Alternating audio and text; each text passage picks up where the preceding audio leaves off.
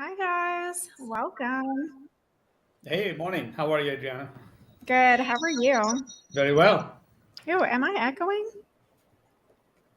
Or is A Just a it little. little bit. Yeah, okay? Hold on one second. I'm just gonna fix that real sure. quick.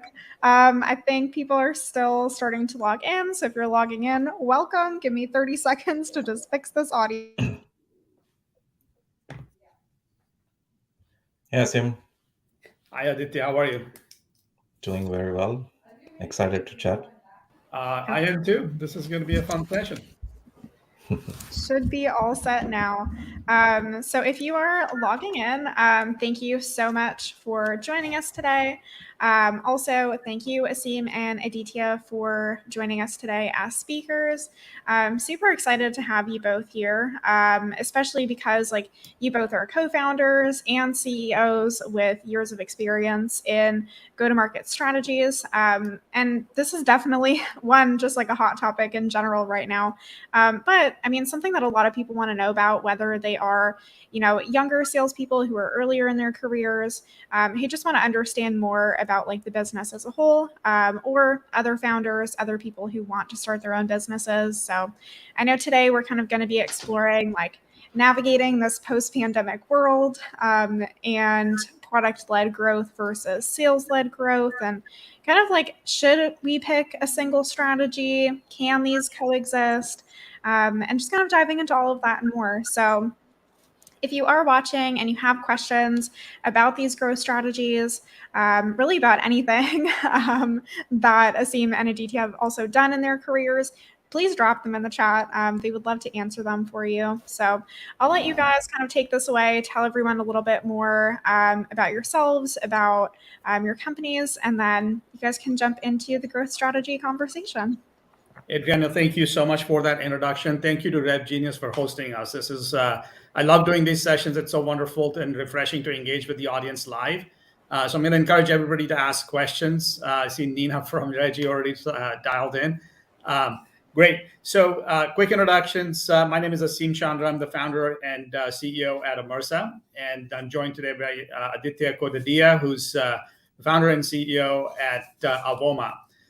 So I'm just going to take a moment to talk a little bit about what we do and what this conversation is going to be about, and then start asking questions of Aditya. But please jump in. Please, ask your questions. We want to make this as interactive as possible. If you drop your questions in the chat session, I'll pick them up and I'll bring them up to Aditya for his response.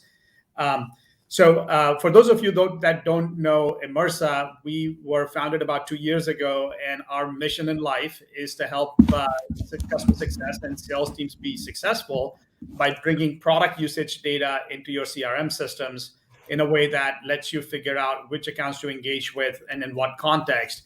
And so, a lot more about us at Immersa.ai. We're not going to spend time on that today. We want to learn about Aditya and about Avoma. And so we're going to have the conversation in a couple of different parts. One, we want to understand and learn about Aditya, about you. Then we want to learn about your company and what prompted you to found the company. So let's just start with you first. Tell us a little bit of your journey as an entrepreneur. And I know this is your second time starting a company. Yep. So maybe start Yep. with your first venture, and what did that look like?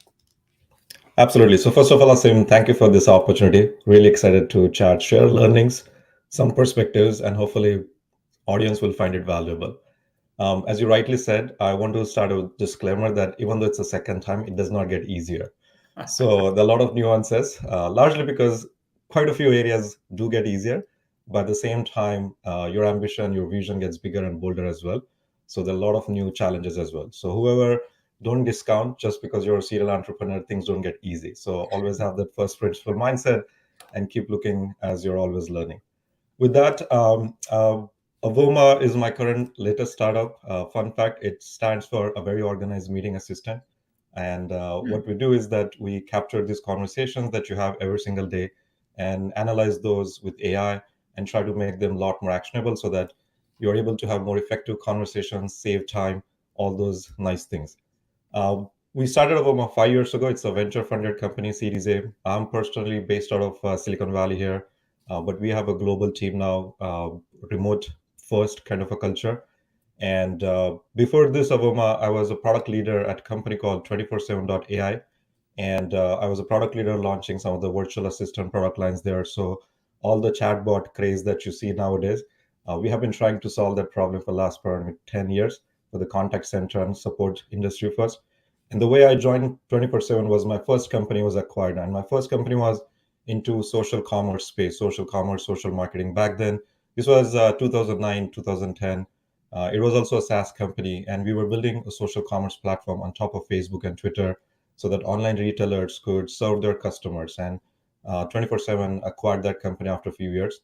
And so that's kind of my story. And happy to share everything what I've learned and mistakes I've made as well. Sounds good. So Aditya, tell us a little bit about what the founder's journey that led you to start Avoma. And by the way, thank you for sharing the acronym. I always wonder how people come up with the name for their company. Ours was simply where we could find a memorable 5-6 letter domain name that was still available. Quite genuinely, that's the story. But I'm curious to hear, I mean, you've shared the story about how you came up with the name, but tell us a story about how you came up with the idea. Yes, by the way, so the names, just to continue the thought, it was exactly same. I wanted 5-letter domain name, get creative with these acronyms, but I wanted .com. And so with 5-letter domain name, you can't get .com at $2,000. So this is the hack that you can use. Get creative with your product statement. And also it was vague enough from a branding point of view that people will always be curious. Every single sales conversation, we start with this particular thing, and there's always put smile on our prospect's face. And it's a good story to tell to start with as well. Yeah. Continuing with why we started Avoma, how the journey started. As I mentioned, I was a product leader. I was building this product based on AI and natural language understanding, trying to solve for a problem this for customer support space. And I was in an enterprise space working with our sales teams all the time. And I would see how anxious and crazy they would be just before any particular client call or prospect call. And they wanted to make sure every single call goes perfectly. They capture information and all the nuances that customers share, the feedback they share was still getting lost because they didn't have time to go and input all of this data into CRM. And on the other side, the product people, we were building product in a vacuum if you don't hear back that feedback. Sales teams were not getting paid or customer success teams were not getting paid to give feedback to the product team. And so while I was solving this problem, I thought, why not solve my own problem where I furiously take these notes? What if somebody could understand these conversations, automate this note taking, and make sure this information is democratized and available for the rest of the organization so that the product people get closer to the revenue teams and both of them have very tight loop with each other. So that was the genesis. I had a domain experience and I thought, knowing as a startup, I thought it's a lot bigger problem that other companies have.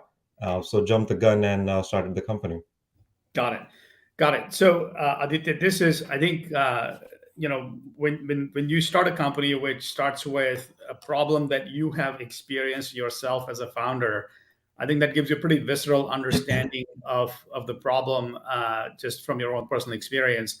But tell us a little bit more about, you obviously, I mean, there's quite a few solutions in this market. Yes. And you guys differentiate yourself in a unique way. So maybe tell a little bit about, now let's kind of start to move the conversation in the GTM direction, which is where I think a lot of audience is here to learn about. I see a number of sales and marketing folks join the call. Claire, Nina, Carla, nice to meet you all. You're making us hungry with your comments, with coffees and toasted focaccia. But tell us some more about, Aditya, how you differentiate against the solutions that are in this market.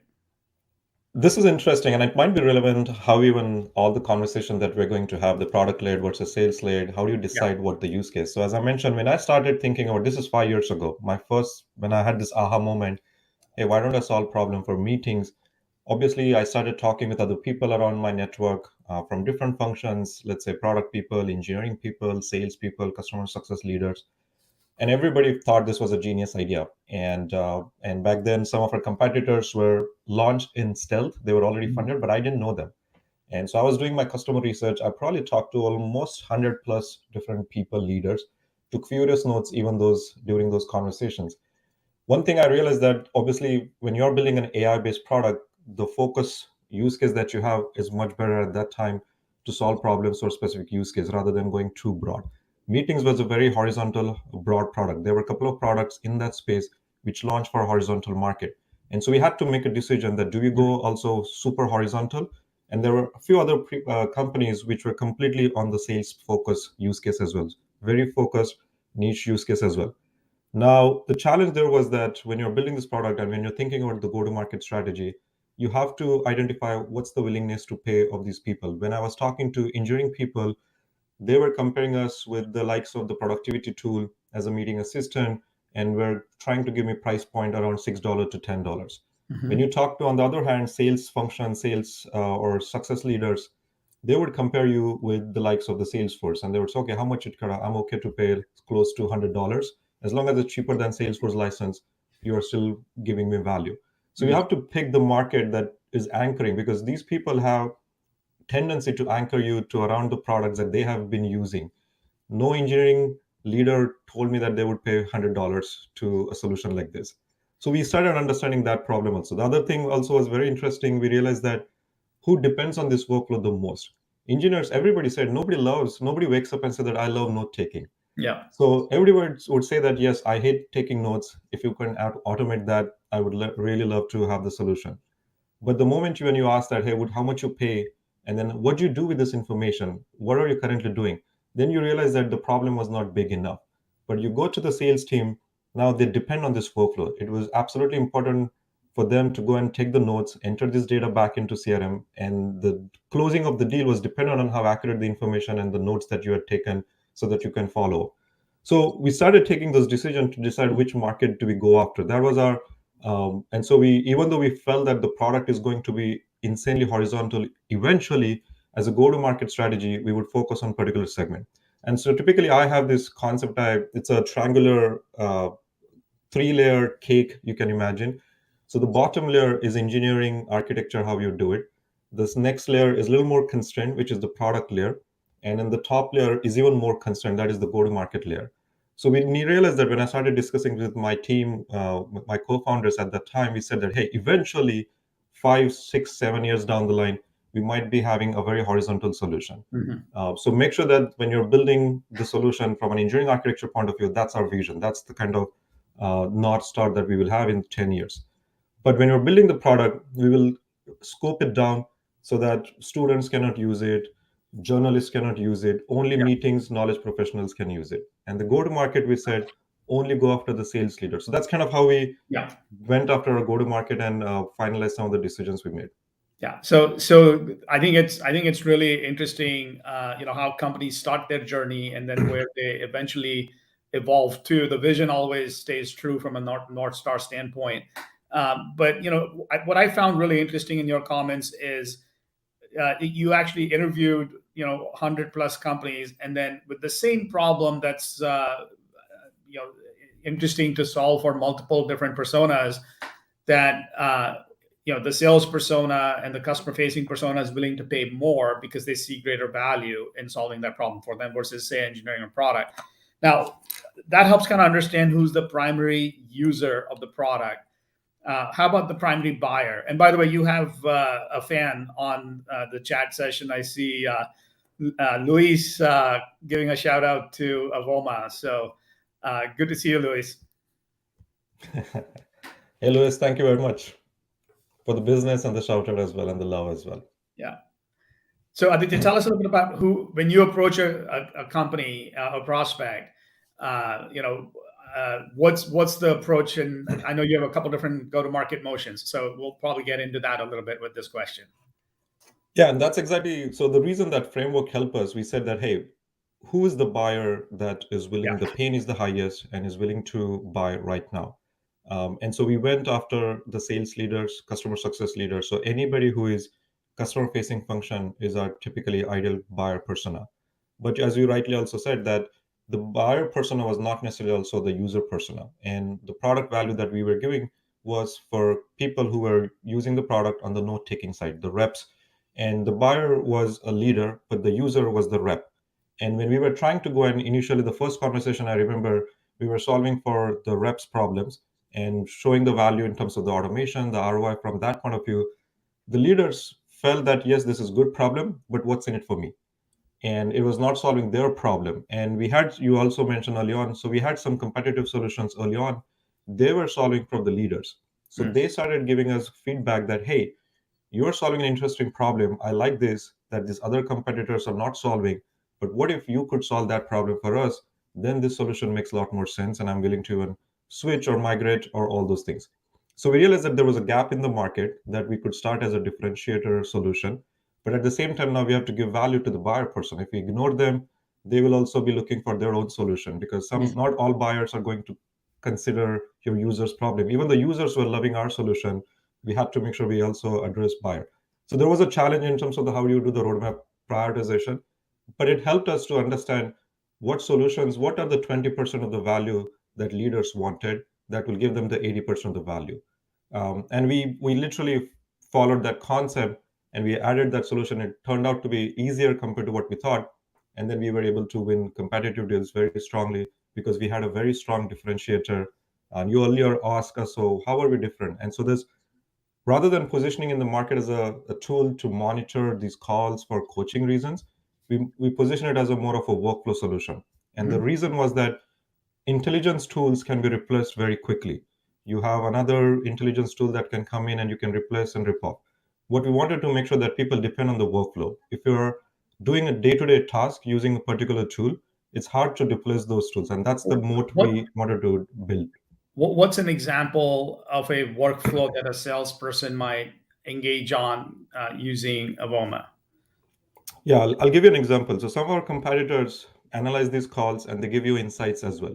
Yeah. But that's the one piece of the solution where it happens post-call. When you look at the salespeople, the meeting has a life cycle.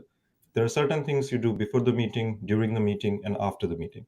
One of the use cases, let's say before the meeting task would be researching the prospect and making sure you're able to define the agenda and the kind of, let's say if it's a discovery or demo call, there are a set of questions that you're trying to ask them during the meeting and you're trying to take those notes for those meetings.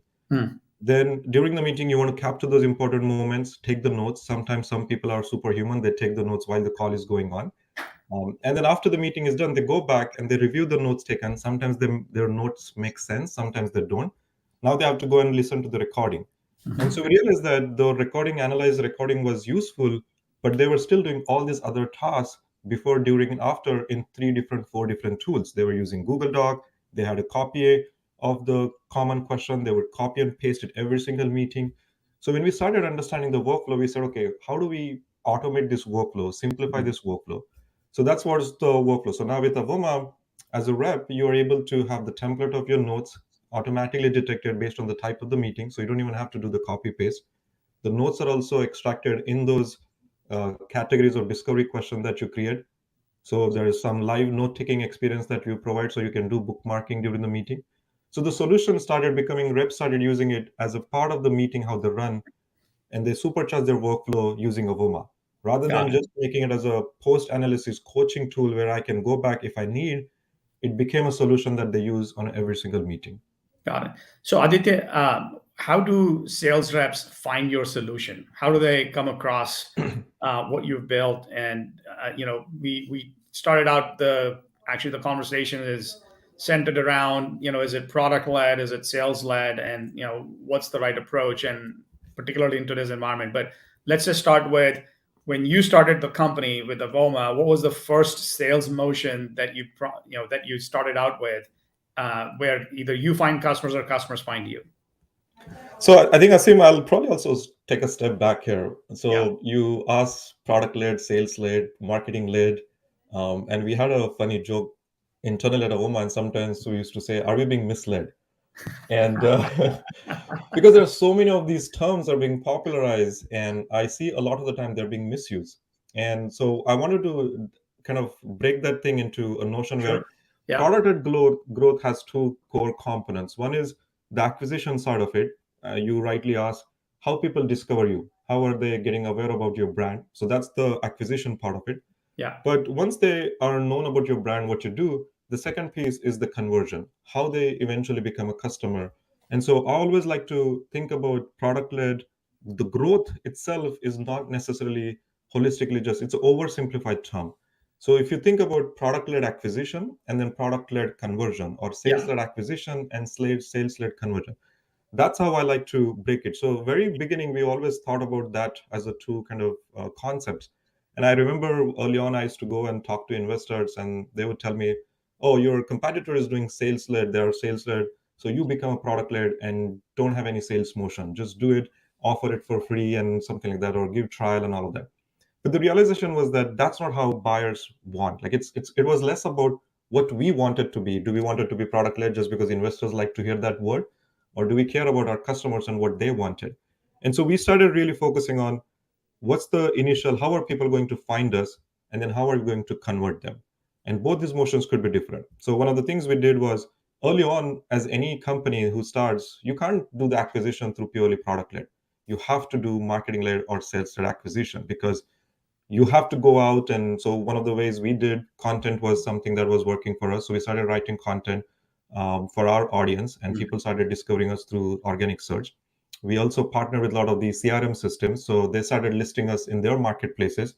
So people started discovering us. All these were essentially other platforms or channels where people were discovering us.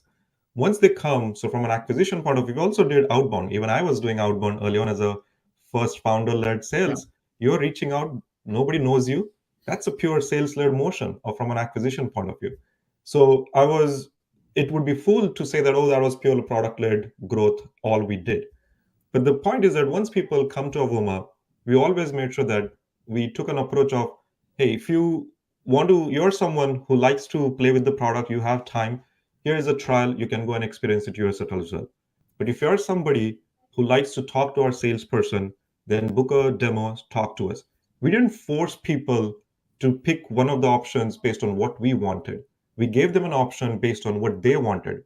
Buyer has a choice, rather than we making a restriction to them. That one of the things that I remember a lot of the time, some of our competitors' customers, when they move the company, they go to a new company, they had used this product in the previous company. They know exactly how the product was, and they just wanted to buy it. And they still let you not buy it right away. They will ask you to still book a discovery call, go to the demo, and wait for that process for 3 weeks. And so people were frustrated. Hey, I know everything. Let me just go and buy it. So we understood these needs of the buyers when we talked to them, and we said, okay, this is a crazy experience that people are still providing. So we will let buyers to choose what experience they like, and we will make sure we support that experience. So that's kind of the initial sales motion was. And we started with, from an acquisition point of view, it was sales and marketing led. And then from a conversion point of view, it was both product led to the trial experience. And we also had a sales led where you could book the demo as well. Aditya, I think there's a couple of really interesting points that you made that I took away from this conversation. And in fact, from an Immersa standpoint, this helps us to think through how to break the problem down, because essentially what we're trying to do is, how do I combine product data, usage data with CRM data, but with the intention of, can I help you improve acquisition or conversion or post-sales growth and mitigate churn risk? And sort of breaking out the sales approach of product-led versus sales-led versus marketing-led, and then sort of cross-checking or cross-leveling that with acquisition, conversion, and then eventually post-sales as well. That is a very useful framework, I think, in which to think about the problem, because you can have multiple combinations. You can have somebody that starts with a customer but then wants to buy online, or somebody that starts online and then wants to talk to a customer or to a sales rep. And so I think those are really interesting combinations.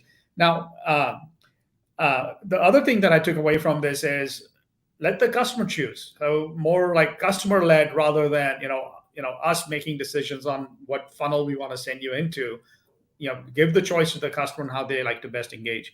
I think that's really interesting. So let me, in terms of sort of pursuing these parallel strategies that you've done, and some of it has evolved over time as the product has evolved and matured, and your thinking has evolved and matured.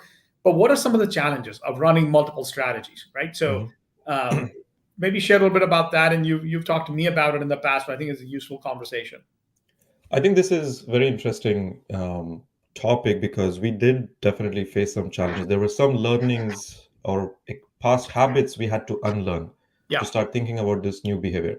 First of all, I'll tell you, when people think about product led, they also think about, oh, which organizations can my product have a product led growth motion, or does it always have to have a sales?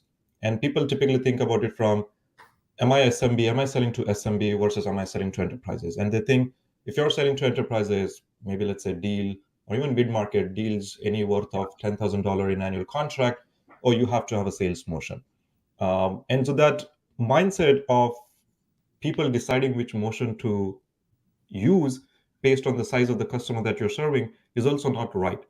To give you an example, we have seen in our Avoma's experience, we had people bought Avoma and VP of sales search for a solution like ours and came to us through search, organic search, started the trial, and eventually bought the solution for $20,000 completely through product led. We probably had one conversation with them. Now, this person did not book the demo just because they were a large organization and had a lot of people. At the same time, we have people who are on the SMB side. Even though we give them option to go and try it yourself, there's a free offering, all of that stuff, they would still like to talk to one of our reps. Now, when you think about it, the SMB customers technically don't have a lot of time. They don't have time to go and evaluate a bunch of different tools and make the decision. They want somebody to quickly address the gaps or make sure that they're understanding and they're confused. On the other hand, the buyers from large organizations, there are committees. They have enough time to go and evaluate and make sure they have the checklist and you do the evaluation. So sometimes they are okay to go and play. So rather than thinking of the size of the segments, think about the people. At the end of the day, there are people who are making this decision. Doesn't matter. People are buyers. So go with what people have different preferences rather than the SMB or enterprise. Yeah. Now, when we started realizing that, one of the things that we had to implement from our challenge point of view was that we said, okay, we are not going to segment customers based on are you SMB or are you enterprise. So that was the first learning we had to do. So rather than saying, oh, if you're smaller, go to our self-service, and if you're only large, then talk to our salespeople. So we made it, that was the lesson. We said, we will make it available for all sorts of customers.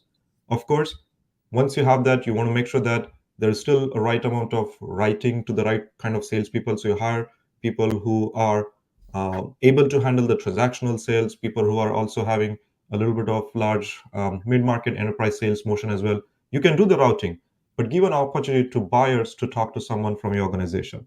So that was one thing we definitely did. Yeah, I think there's a lot of questions now starting to pop up from the audience. So I think you just addressed one of them from a question that Nina asked about how do you operationalize your sales organization to convert PLG users? And what you just covered, I think, addresses that question. There are a couple of other questions. Actually, Nina had another question about how do you organize from a budgeting standpoint between product-led and sales-led strategies, because there's obviously very different motions around each one of those. So maybe if you can take that one next, that'd be great. I think one of the, I wouldn't say I have all figured it out when I'm sharing this perspective, but I can tell you how we are currently running the process here. Definitely, we still also have our own lot of things that we need to fix in our process. And but one of the things from a budgeting point of view, I still think, yes, product led is not necessarily only product's responsibility. It's a very cross-functional responsibility. Our sales team is also involved in that process. Our customer success team is involved in that process. So I wouldn't say that when I'm thinking about product led, marketing team gets certain budget and the sales team is not, because this is the fundamental unlearning we had to do, because when we hired our sales team was not equipped with the product usage data, which is the problem that Immersa is solving. And the whole idea was that how do we learn what people are doing when they're signing for the trial users and what is the right time to engage with them. And some of our reps were directly just reaching out to our prospects on the trial users, and they were asking, hey, how's the experience going? Now that's a bad experience to the prospect, because you would know how the experience is going because you can look at the data, you could have all the answers at your fingertips. But these salespeople had never given demos, had never given understood the actual product usage. They have sold based on the PowerPoints and all of that stuff. So that was the learning we had, that, hey, you need to hire also for the right kind of salespeople who would be comfortable playing with the product, understanding the data and using the data to make their sales conversations more effective, buyer friendly. So from that point of view, when I think about the budget, we still kept the sales budget as a separate what the sales team based on the growth goals that we have. One of the things, the way we do, if I give you the pipeline generation and how we divide Yeah. these things, we think about it as a sales driven organization will still continue to own 50% of the pipeline. Within that, then AEs will own 25% of the pipeline and SDRs will own the 25% of the pipeline. So AEs are going and self-sourcing certain pipeline themselves. SDRs are going and sourcing certain pipeline by themselves. And then the marketing and product team owns the rest of the 50%. Got So it. now marketing team can say, okay, from that 15% is purely self-service. So whatever product investment we need to do to drive the viral loop, to simplify the onboarding experience, trial experience, we have to invest in that because those are the goals that you have, because there is a revenue metric that's given to the product team as well. That this much is the revenue, 15% of the revenue is coming from purely self-service kind of motion. And then the rest is marketing led, which is now we are taking that budget and we're saying, okay, what are the demand gen programs we need to do? What are the branding exercise or branding investment events we need to do? So that's kind of how I think about the budget. It still starts with the revenue goal, and then we try to define who is going to take the ownership of this revenue, and then that's how the budgeting happens. Aditya, I think that's a very insightful response to the question, and particularly the point that I think there were several really interesting points. One, product-led doesn't imply that product owns it end to end. It's still a shared responsibility across teams. But then the flip side of the conversation, which is product then also owns a certain amount of revenue that they need to drive. Very interesting approach. So very cool. So there's a question from Claire asking about what systems are needed to support this sort of multi-pronged approach towards selling. So the traditional CRM systems like Salesforce and HubSpot and whatnot, they were designed primarily for HubSpot. I kind of think of it as marketing-led sales motion, and Salesforce as more of a sales-led sales motion. What's your sense? What are some of the systems that need to emerge to solve for the different approaches that are out there? How does it all work? Yeah, I always believe that there is an opportunity here. Somebody build product-led SaaS focused CRM. Would be a huge market. But fun side apart, you're absolutely right. What happens with the CRM, even if you think about HubSpot, is a product-led sales organization to some extent, but even the CRM, the way they're built, is not necessarily fully configured the product-led. What I mentioned earlier on, what is missing part is the product usage data. That is the fundamental thing that typically the sales teams do not have access to. So either you build internal systems, some kind of internal dashboards, and give that data access to your sales team, but you also have to then make sure that data also gets fed back to your CRM. So when salespeople do not want to use additional tool, they want to live in your CRM. So your HubSpot or whatever CRM you use has some additional custom properties, and your product data is being pushed into these custom properties. There are different ways how people are solving this problem. They're plumbing these 3-4 different tools. And that's when companies like Immersa, you guys found an opportunity that, hey, instead of doing these 4 different tools, maybe you buy Immersa or some of your competitors to solve that problem efficiently. So I think that's what you need. You need product usage data. You need to aggregate that product usage data and feed that data back to every single user in the CRM. Again, the way how we have set up our HubSpot is that every single user who signs up for the product gets added into our CRM as well. So every account eventually have all these contacts so that we know who they are, what their title is, and what the product usage data is. Right now, it's still not super simplified, but still that's kind of the experience. So now sales team have product usage data, and when they're reaching out, they know what license do you have, what functionality you have used so far, what have you not used so far. And then when I follow up with you, I'm not just saying, hey, just bumping this email on top of your inbox. It's a very thoughtful interaction that, hey, I've seen you only use these 3 things. You haven't used these 4 other things. Let me talk to you. Let me show you how to use it. This is the value these things provides. And that's how the conversation becomes lots more valuable. Got it. Interesting. So Aditya, maybe you rightfully called out that the product usage data is very relevant in these scenarios. And I know, like, we talked to a lot of companies that recognize that, and some that are trying to do it themselves, and some that are looking for solutions in the market. But like, when you kind of look at it, and you started out as an engineer, so you, I think, have a deep appreciation for the problem from our previous conversations. What are some of the challenges with bringing product usage data to sales teams, right, or to customer success teams for kind of post-sales use cases? What are some of the things that you've either personally experienced or observed in the market where it makes it challenging to bring that data in a way that's meaningful to the CS teams or the sales teams in the market? Yeah, great questions. I think one of the things when you're thinking about the product-led experience for sales team, you're also not trying to dump all of the data to them, because then there will be too much noise and they will ignore it. So what you have to do also, and when you think about the onboarding trial experience, the goal is not to sell them every single thing. What you're really looking at, you're also trying to segment your users. You're trying to look for this particular segment. What are the typical aha moments where they're going to realize the value in the solution within the trial period? So maybe whatever the trial period. So Avoma has a 14-day trial period. So we try to decide what will be the aha moment that customers are going to have and how quickly I can give that aha moment to them when they activate the product. And that's how, as soon as I connect something, do I get immediately value? So those are the moments you have to define and only focus on those data points rather than trying to throw every single analytics and every single data point. That's not going to be helpful because there'll be too much noise. The second moment, once they activate and have experienced the aha moment, the second phase is the adoption phase. Do they adopt? Do they come back to that particular experience few times in that trial period? Again, you're not trying to over optimize to make sure that the fully adoption has happened. That's not the goal. You're focusing on that 14 days. What are the how many times that they want to come back, and are those the enough signals?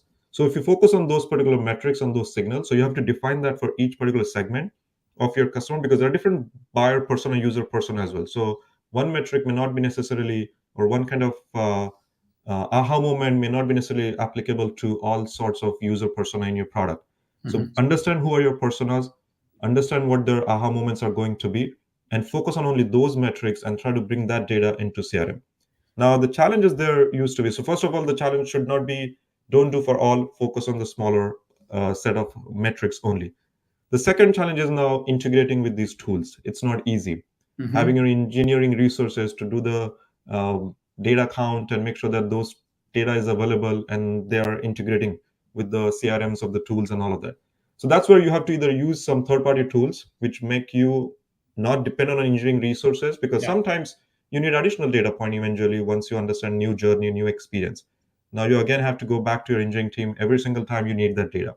So you need to make sure that are there tools which will allow you to take the product usage data from your database or data warehouse and allows you to push it back to the CRM.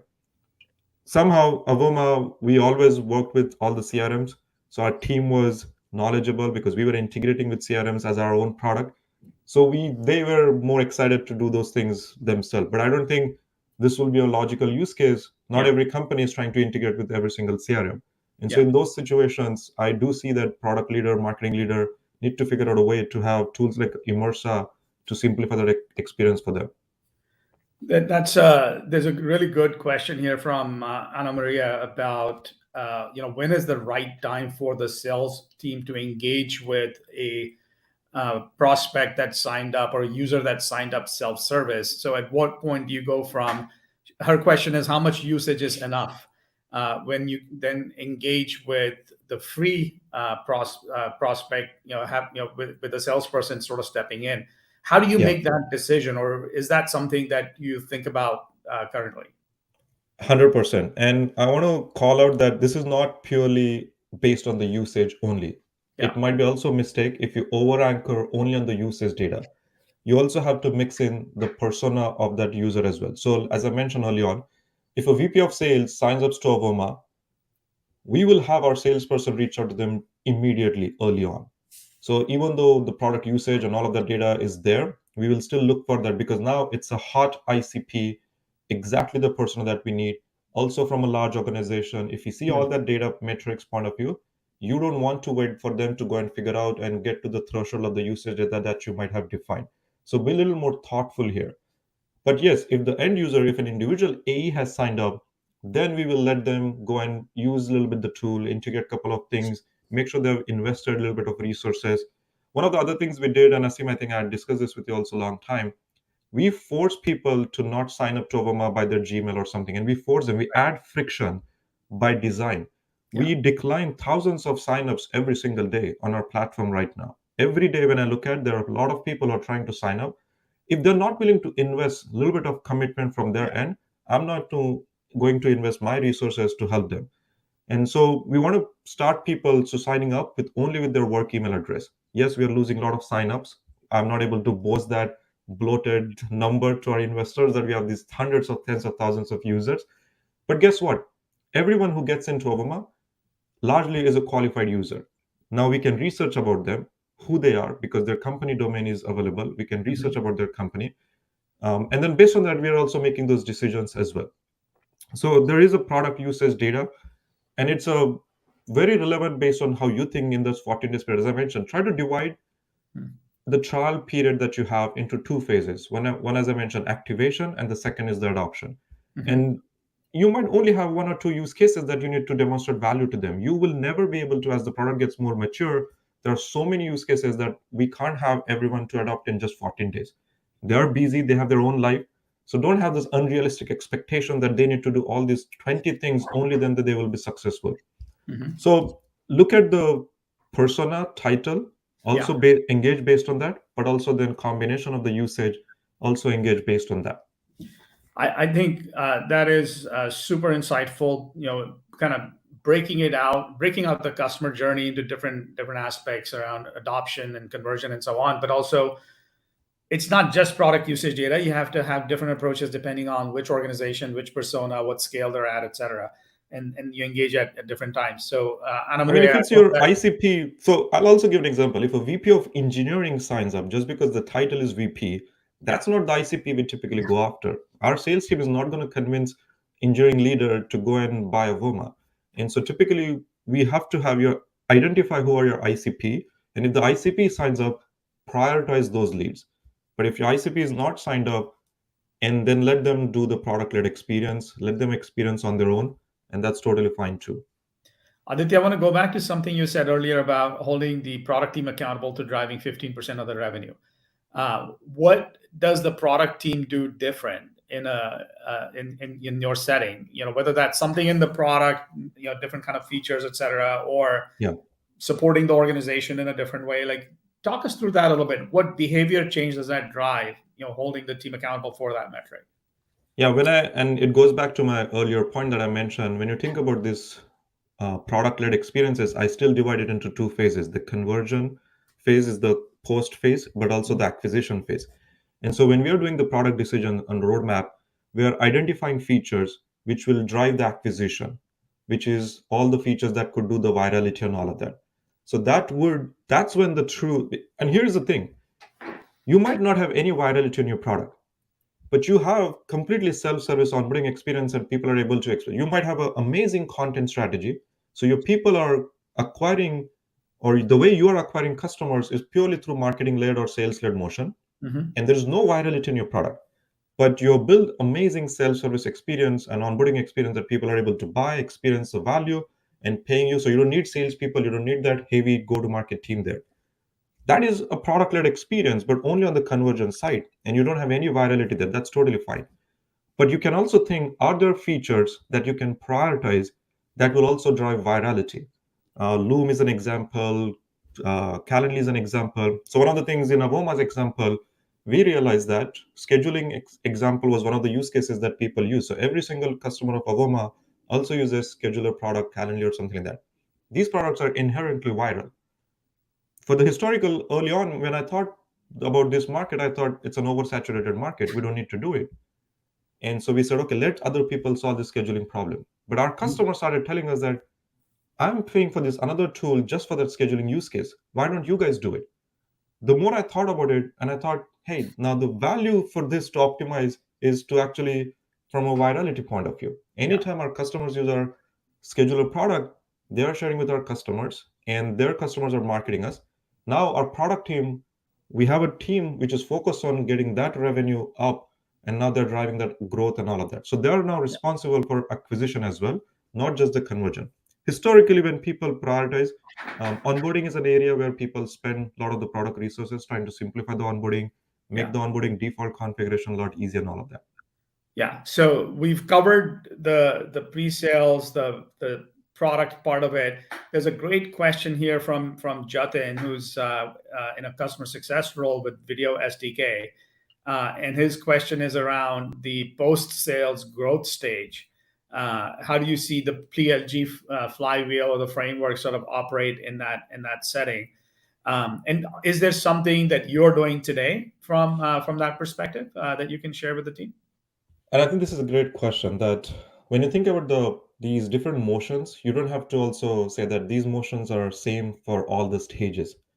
You can start few motions in early stages only with the limited go-to-market motions when the stage is early on trying to find the product market fit. But in terms of the growth mode and you're in that growth stage, in fact, actually, the product-led growth model probably works better. And I'll give you a reason why. It's not necessarily that product-led sales makes sense only in the product market fit stage, early stage, when you have less resources and all of that, and you're still trying to figure out, do people care about it? That time you want to have somebody talking to your customers and understanding the qualitative input as well, that why did they buy? Why did they not buy? Those inputs are important to go and build the product and make sure you solve the customer's needs. But as the growth stage happened, one of the problem, I recently talked to a product leader. This gentleman, the company is a unicorn company. Their sales team is able to sell the product at a rapid pace. Mm-hmm. But what they had done historically over the period, they have a lot of implementation managers to solve the problem for onboarding and all of that stuff. Now, interesting problem this company is having is the onboarding is a bottleneck now. They're not able to onboard customers fast enough to the way the sales team is selling it. Very unique problem. Now, instead of trying to throw people at the problem and fix the problem just for that one time, if you take that, understand what workflow the implementation team is doing. Have your product team build those workflows in the product itself. Mm-hmm. So you would have an efficient and operation go-to-market motion. So rather than thinking the product-led experience only for the startups, only for these little use cases, you can actually implement that in a growth mode. That's how you will implement and make your go-to-market motion even more efficient. And here's another thing, the adoption, when you simplify your product, when you make it easier to use, even the enterprise customers will have more adoption of the product. The retention will be better, your NPS score will be better. So there is still value in investing the product-led experiences and trying to simplify the onboarding experience, trying to define the customer journey and give those aha moments, irrespective if it was purely sales-led motion or not. So that's how I still think even at the growth-led or growth stage, this motion is absolutely important that you continue to invest and figure out even the whole virality element I talked about.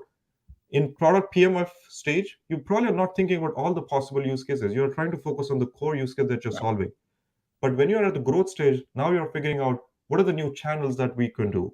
Our existing customers, how they can help us to grow even bigger rather than constantly acquiring new customers. Can they help grow, increase collaboration, increase virality, share with other people?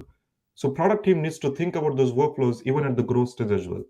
Yeah, I think this is very relevant question that Jatin just asked. And look, our experience from talking to a lot of companies, there's almost an overemphasis on PLG at the moment. There's a lot of hype around that word right now. Absolutely. We understand that, but I think the principles of being a data-driven organization and not just product usage data, but looking at the full sort of spectrum of data that you have available about your customers, and then driving your processes off of that. That's the core principle that actually applies to every SaaS company. And Jatin, if you're interested in learning more about this, we have a couple more webinars coming up. One with Ashley Hyman at Drata. She's their customer success lead. Another one with Madeline Dupree at Aircall, also their customer success lead, on February 2nd and Jan 31st, 10 a.m. Pacific. So go to our website, Immersa.ai events, sign up. But the conversation is all about post-sales and how PLG principles apply in growth mode. I think those are really important conversations, particularly this year when a lot of companies are trying to figure out how to focus on NRR and retention and growth of existing clients, since new logo acquisitions becoming more expensive as a process. Okay, Aditya, I want to come back to a couple other questions. I mean, I'm looking at the time. We will go for another 3 to 5 minutes, and then make sure Sure. people have enough time to move to their next conversations. If there's any final questions from folks that are on the call, please jump in, drop them now. Maybe I'll shift to a little bit of your founder hat again. What do you do different as a founder to maintain the energy that's needed to keep going? Because I mean, this is a long journey. It takes a lot of emotional and physical toil to pull together. How do you deal with that as a founder? Great question. I don't know if I've figured it out Okay. all, but I think the way I always think about it, you have to have a very strong why. Why you exist. You have all these competitors. If you don't have a strong point of view, you're just becoming a me too product, and the life will get difficult when you don't have a strong point of view. When you have a point of view, you have a reasons. You can champion the team. You can align your team to that point of view, and that's really really important to me, like what you stand for, why those things are important. And it could be not just the gap in the product or the industry, it could be also the value, what values you stand for. This whole thing, as I mentioned, when we started raising capital, almost every single investor didn't like that when I used to say that we're going to do both product led and sales led Yeah. at the same time. They used to constantly, we had a lot of rejections. Aditya, pick one. I'm like, no, I'm not going to listen to you, you're not our buyer. Our buyer wants both the things, and I'm going to do that. Now, for 5 years later, every investor is talking about this. Oh, this is the future, and this is what you Yeah. need to do. Nobody was talking about this. So we took a point of view at that time. We didn't agree with them, and I believe that that's how the buyers are going to be eventually. So those are the things matters to me. When you have a strong point of view, doesn't matter how many rejections you get, how many things don't go right in your way, you can still bounce back. And the other thing, to be honest, keep it simple and humble. You always have to have my kids, my family, they keep me humble. So anytime that things are not going in the right way, I always make sure that I have the right inspiration, what's important in life. Like these setbacks are fine, we'll always get back. There's a lot of more other important things in life as well.